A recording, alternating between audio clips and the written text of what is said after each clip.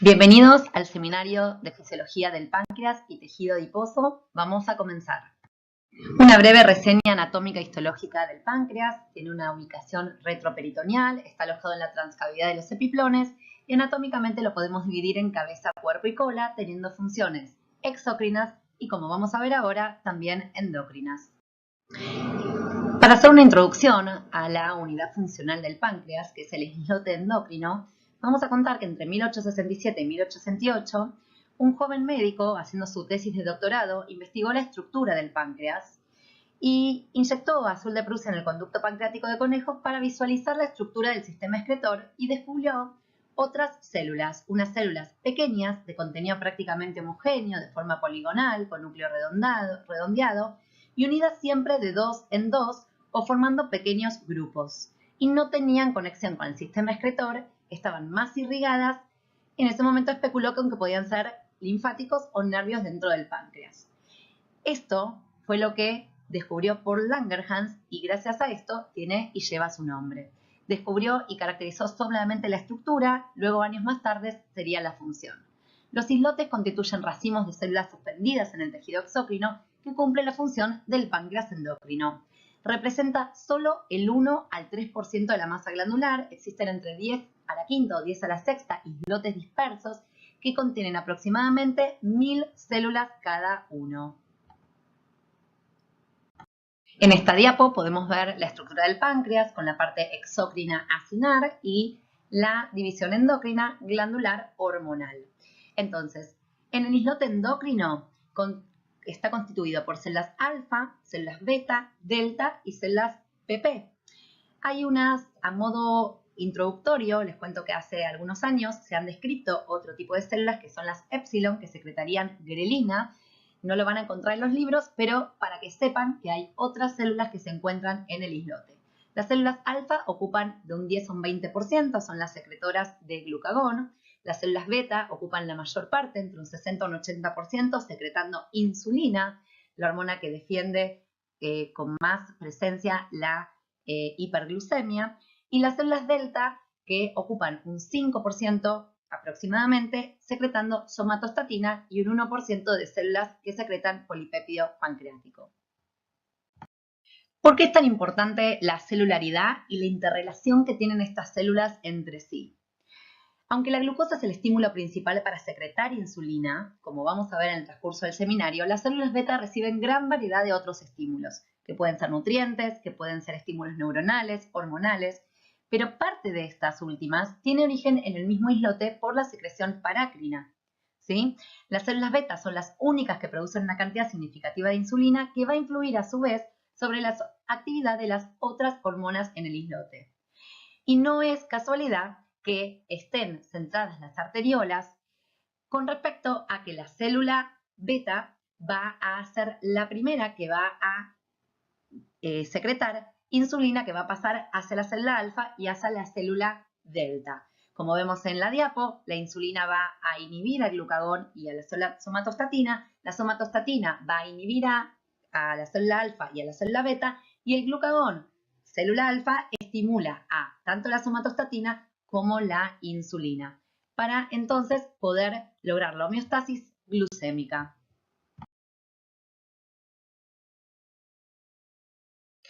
La irrigación de los islotes tiene una fina red vascular, están dotados de un sistema venoso tipo portal que está orientado desde las células beta hacia las células alfa y delta, y su inervación va a estar dada por el sistema nervioso autónomo con el décimo par y el simpático hasta anterior de C2 y C3 y torácica 5 a lumbar 1. Comenzamos el seminario con la primer protagonista, la hormona insulina, que se ubica su gen en el brazo corto del cromosoma 11, está producida, ya dijimos, por las células beta, y es una hormona peptídica de 51 aminoácidos formadas por dos cadenas, ahora vamos a verla, alfa y beta, unidas entre sí por dos puentes disulfuro. Circula en plasma libre, es una hormona peptídica y tiene una vida media que es corta. Ustedes pueden encontrar en varios libros distintas vidas medias, puede ser 5, 8 minutos, 10 minutos, lo que tienen que saber es que tiene una vida media muy corta.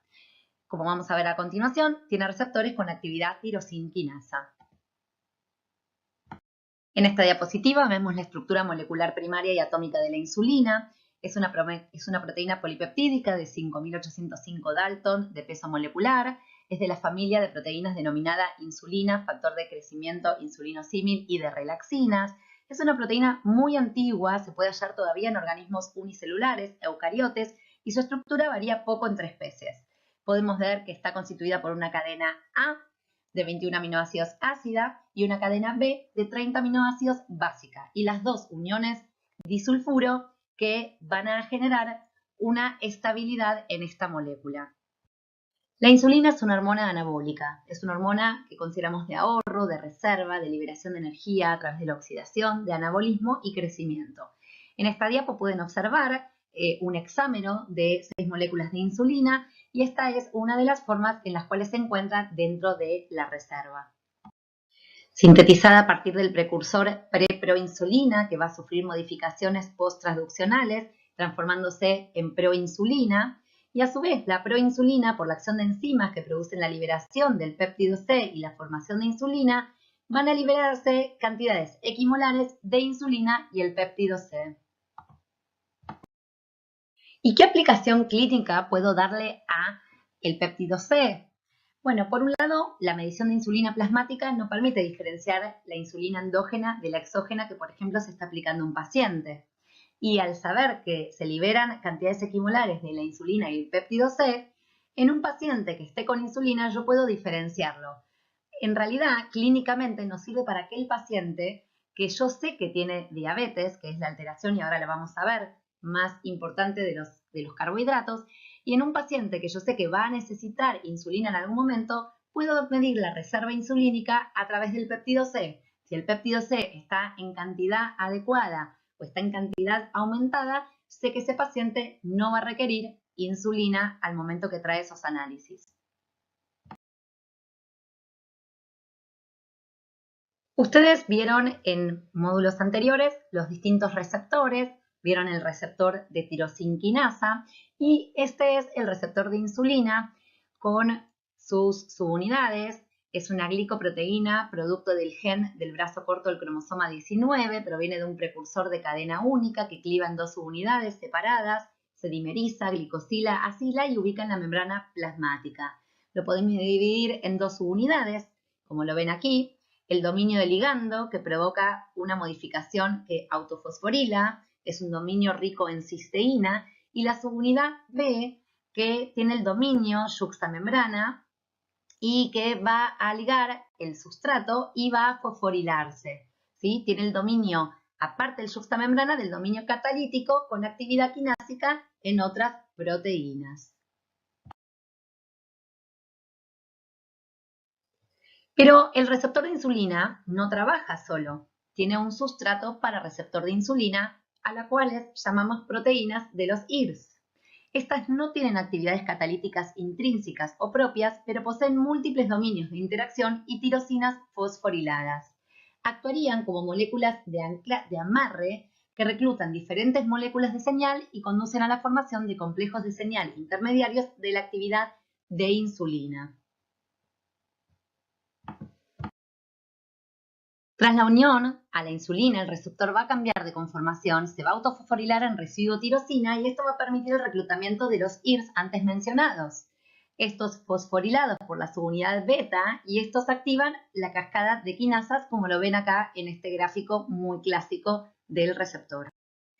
Una vez activado, van a activarse dos vías, la vía del inositol trifosfato a través de la fosfatidilinositol 3 quinasa, que va a generar efectos metabólicos, como ven aquí en el gráfico, disminución de la lipólisis o aumento de la captación de glucosa o síntesis de glucógeno, entre otros.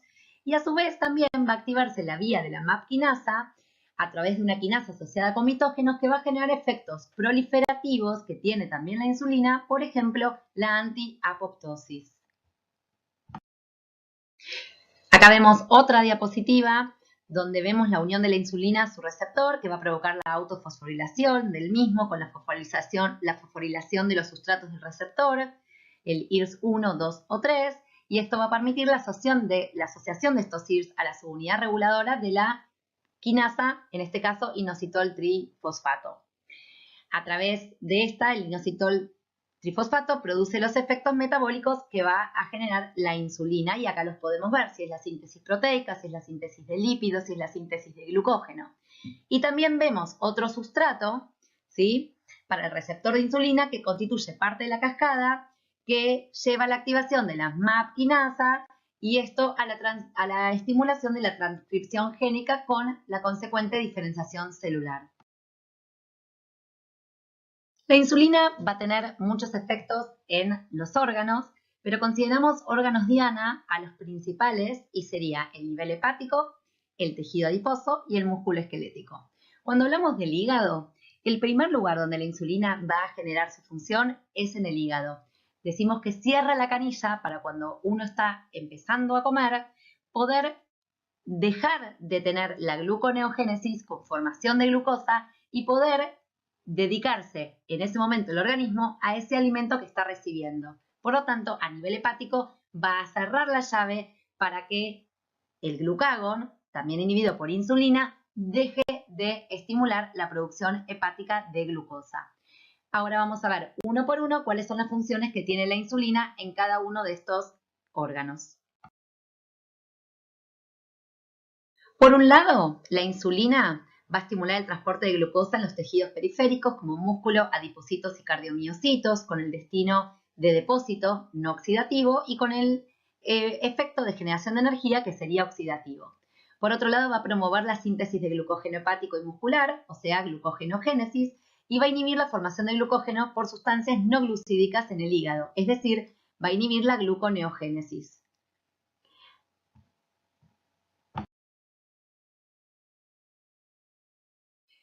A su vez, va a estimular la síntesis de ácidos grasos, triglicéridos y colesterol como efecto lipogénico, va a aumentar la captación de ácidos grasos, va a disminuir la oxidación de los ácidos grasos, va a disminuir la cetogénesis hepática con facilitación de la utilización de los cetoácidos a nivel periférico, va a estimular la lipogénesis y va a inhibir a la lipólisis a través de la inhibición de la lipasa hormonosensible. La insulina, decimos que es anabólica proteica, va a fomentar la formación de proteínas por captación y almacenamiento de aminoácidos, y también va a influir en la transcripción de genes y en la traducción de ARN mensajero. ¿Cómo entra la glucosa a las células? En la mayoría, por mecanismo de difusión facilitada, con transportadores que trabajan a favor del gradiente de concentración. A nivel renal y a nivel de la luz intestinal existen transportadores que están asociados a sodio y que pueden ejercer transporte de glucosa en contra del gradiente de concentración.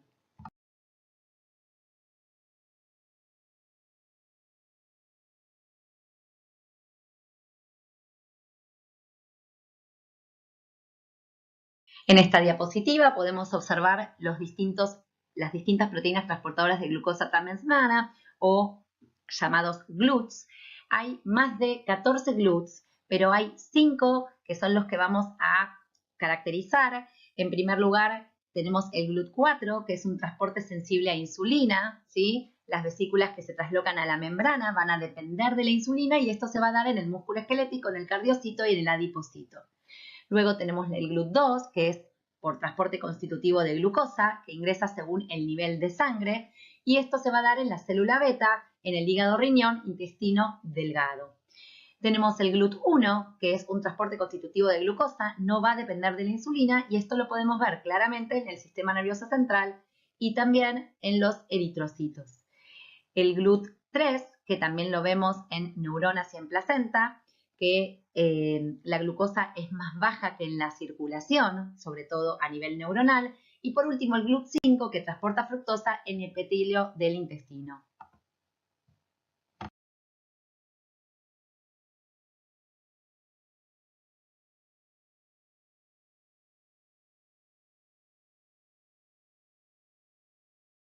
Acá podemos ver la estructura de una proteína transportadora típica de glucosa, donde vemos los dominios, que son todos hidrofóbicos, y dentro conforman un segmento hidrofílico con un poro central a través de lo que pasa la glucosa al interior de la célula.